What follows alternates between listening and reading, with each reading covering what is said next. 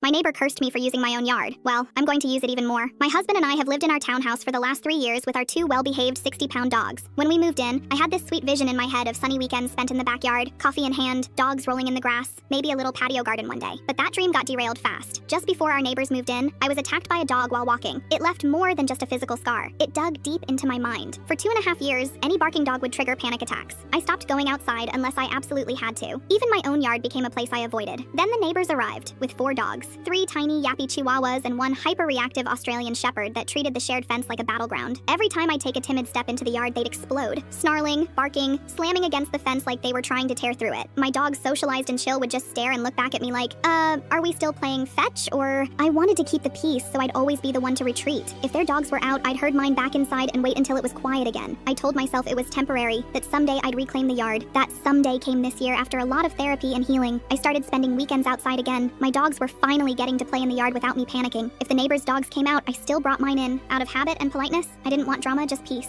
Then came Sunday. Same routine, dogs out, barking. I start to bring mine in, and I hear it. The neighbor, muttering under her breath, "Keep your fucking door shut." And that was it. This woman and her pack of screamers had made my yard unusable for 2 years. And now that I was finally back outside, she had the nerve to be mad. Not because my dogs were barking, they weren't. Not because they were causing a problem, they weren't. Just because we existed on the other side of a fence? Nah, so I changed the game. Now, when her dogs start losing their minds, I stay put. I grab the ball and toss it for mine. I sit in a chair with a book or just soak up the sun. My dogs? Totally unbothered. Meanwhile, her 4 are in full meltdown mode, sprinting in circles, barking at ghosts, and completely ignoring her commands. She ends up stomping out of the house, trying to wrangle them back inside while glaring in my direction. I just smile and toss the ball again. 3 days into this new routine, and the change in her is visible. She looks tired, annoyed, like the chaos she created is suddenly inconvenient. Wild how that works. I had patio furniture delivered yesterday, a cute little setup with bright cushions and a matching umbrella. I put it all together that afternoon while her dogs screamed through the fence. Today, I added a Bluetooth speaker and let some jazz play while I did yoga on the grass. My dogs sprawled out, sunbathing like royalty. Later this week, I'm ordering planters and maybe even some solar lights for the fence. I'm reclaiming every inch of the yard that I let go unused for far too long. And when the evenings roll in, I stay out longer. Sometimes I take video calls outside just to soak up the golden hour. Her dogs still go ballistic, but now the neighborhood can see that it's her animals causing the commotion, not mine. If things stay this loud, I'm thinking about hosting a doggy playdate. I've already started chatting with the neighbor 2 doors down. Turns out her golden retriever loves to play, and also gets barked at whenever they go in the yard. We might start doing weekend dog brunches together. Muffins for us, toys for the dogs, and a front row seat to our neighbor, realizing that maybe being rude wasn't the best idea. Eventually, I might put up a privacy screen along the fence. Not to give in, but to give me more peace. But not yet. For now, I want her to see that I'm done hiding. Her curse didn't scare me. It motivated me. She wanted me to shut my door? Nah, I'm opening it wider. And the dogs? They're having the time of their lives.